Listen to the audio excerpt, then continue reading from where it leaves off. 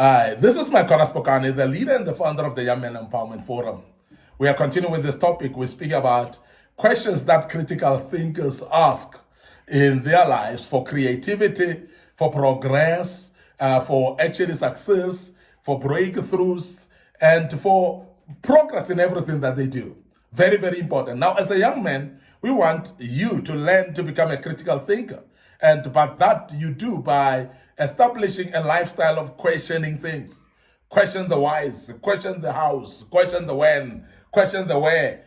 Make sure that you find out who and question the what and so on. And all those questions are for critical thinkers.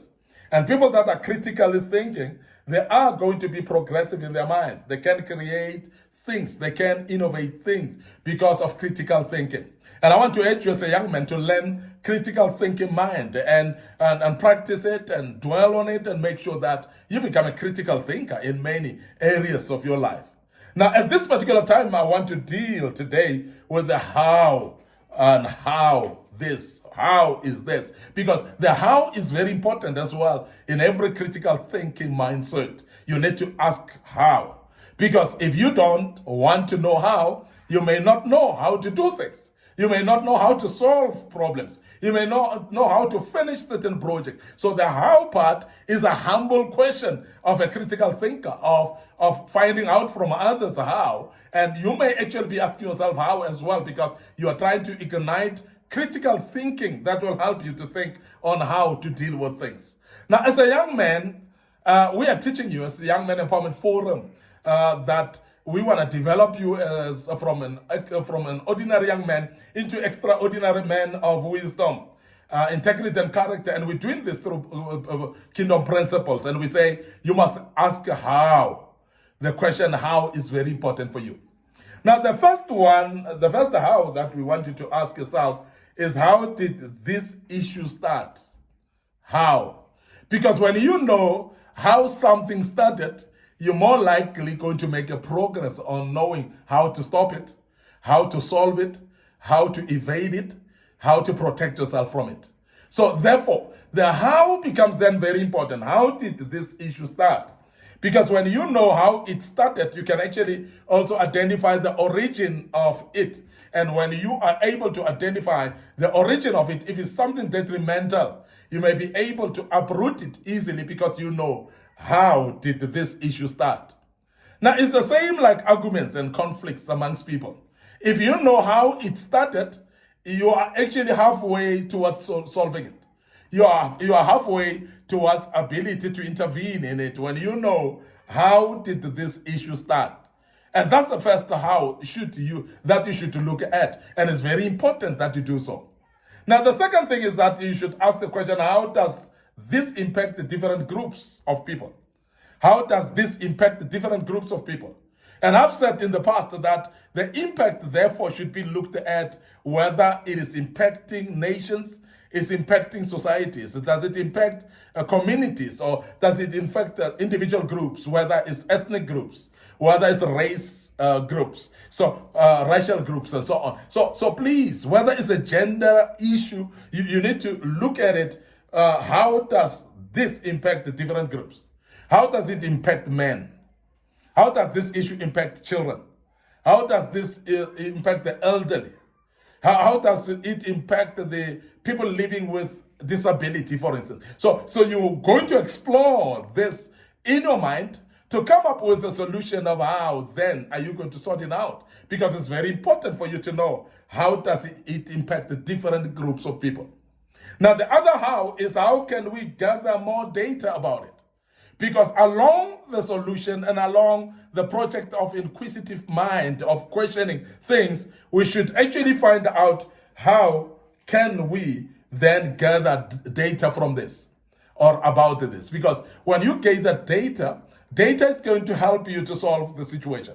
Not only that, but data is going to build up a case that may even help the generation to come. And I'm emphasizing this, that data then becomes very, very key. There are situations that we're dealing with without data.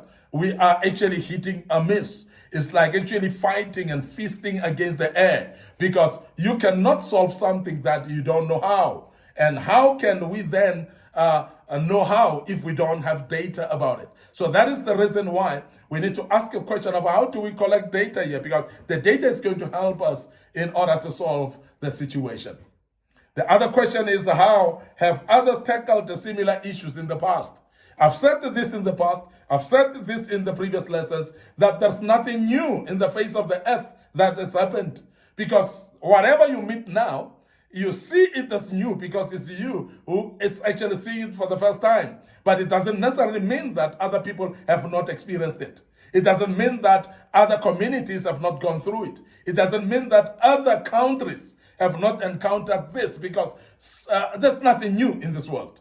Things are circulating based on our exposure, based on where we are, and our perspective sometimes play a big part here as well. So how have others tackled a similar issue is very important, because if you study harder and deeper, you'll find that the very same problem that you're encountering, other people have gone through it, and even a worse problem than what you have. Now the question is, how did others get to solve it?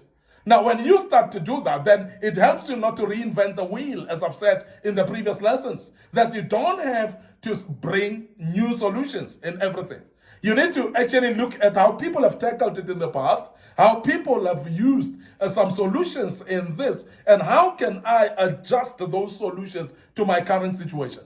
How do I then align this to my situation and contextualize those solutions to the current situation that I'm facing? This is very important, and it will help you to actually save time. Instead of generating new solutions, you're going to actually just contextualize the solutions that others have used in the past, but it comes with how have others tackled the similar issues before. Now, there's a question of how will we implement the solution. Now, the process here becomes very important. And I must really say that there are solutions that are there out in the play. There are solutions that are out there in the world that may be appropriate for your situation based on the process that you use. There are some frameworks and some models of solution bringing in this life that may need only a tweak in the process, because you might find that it is solution that will be appropriate for you only if you change the process or you align the process. And many of us don't realize that if you don't change the process or align the process, this solution may look inappropriate. It may look like it is not helpful while you are using it with the wrong process. This is very key, that we emphasize the issue of process, and that is why the question is then how will we implement this solution? Because you can't just implement it anyhow. There must be a certain process of implementing it, and that is the question why you should actually ask the why will we implement the situation. Now, the how also goes by asking a question, how will we measure success? Now, these are the KPIs, and I must really say that it's very important to have measuring scale or measurement. If you cannot measure it, then you cannot achieve it. Because that's a very, very important also. You cannot do something that you cannot measure. Because it's not going to help you to reach any objective if you're not measuring anything. And that is why with revenues, when people are doing business, they'll measure year to year to see if they are increasing the business or they're growing the business or they are declining the business. And this is very important because that comes only through measurement. If you don't measure your revenues, your sales, and so on, you may not know if you're growing the business or not. And this is very key. And that's the reason why you must ask the question, how will we measure success in this? Because if you don't come up with a measurement, you're not going to be able to know whether you're successful or not. And as a young man who's critical in thinking, a critical thinker, you are going to ask this question, how will you measure this? Other question, how should we communicate changes, if there are any? How should we communicate the changes? Now remember that when you do something or bring solution to something, don't think that you will do it alone. And as a young man, learn to collaborate. Learn what we call teamwork. And as you deal with things involving other people or having a team that is part of this whole work, it is very important that you become careful of the fact that you're going to need to communicate. Now, the communication, therefore, is very important, that you should actually communicate changes. And as you communicate the changes, you should actually ask yourself, how should we communicate the changes? Because if you don't check on how, you're going to communicate them anyhow, and there may be detrimental communications that you apply here. And that is very important, that you ask yourself how. Are you going to communicate this through email? Are you going to conduct a town hall to announce? Are you going to make a press conference to announce? And these are very crucial questions, because some of the things you may go to a press conference, while you should have communicated internally first.